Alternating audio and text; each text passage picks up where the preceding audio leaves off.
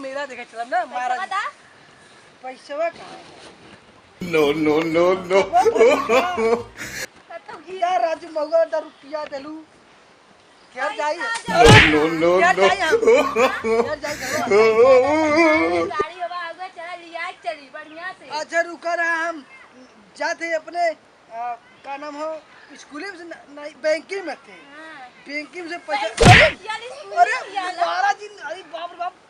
हम जाते ही अपने फिर बैंक ना किया ला स्कूल किया ला कब अरे टवले ही है ना आज तलक धरती पे कौनो लड़का कह दे कि दिखवा तू तो कलम दारू पीबे ना तवन मारा दे एक तरह। अरे महाराज जी हम जात है ना ठीक है हम जात है अपने उधर स्कूली नहीं नहीं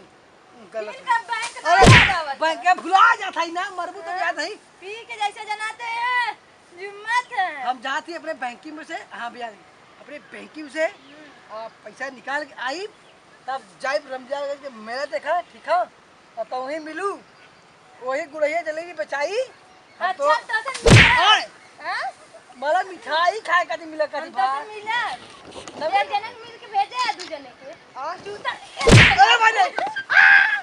अरे मत मारा छा जा दे भाई ना मिलू मत मारा मत मारा बस करा बहुत पीट देलू अब मैं जाते ना जात का पैसा बा मेलवा कैसे देखे जा।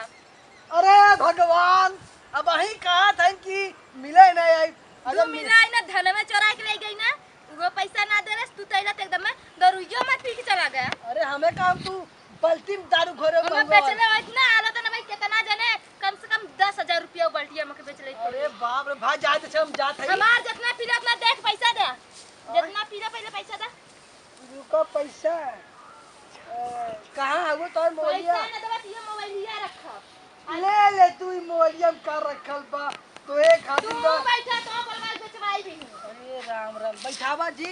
बलवाल बेचवाई जाम मेला देख कारबार से बढ़िया बढ़िया सामान अच्छा पीटा पीटा पीटा ना खाला पीटा रुका हुई बैठ। अरे बाप रे पीटू का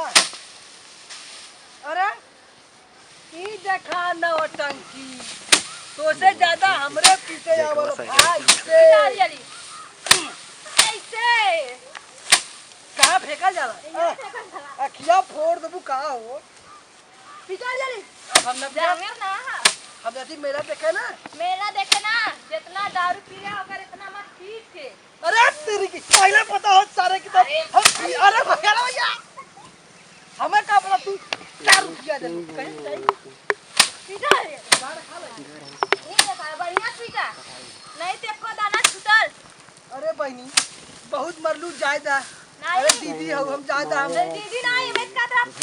आया हम पटाई नहीं किसी कोनो बात ना सिखार पटोले रहना था। अरे उधर मरा रहे उन्होंने कहे रहे ना भाई और सब टेंशन लाल करे ना हल्दी प्याज रखिए तब वो ओडा पूरा आज गड़िया पूरी हो नहीं मार मार के हां तो वे करे तोरा भैया वे कर जा दे भाई हम जाते ठीक है पैसा दा अब आई बाद में दे बाद चला तू देखा भाग रे भाग भाग सही भाग बड़ी पीट नदी गाड़ू आवा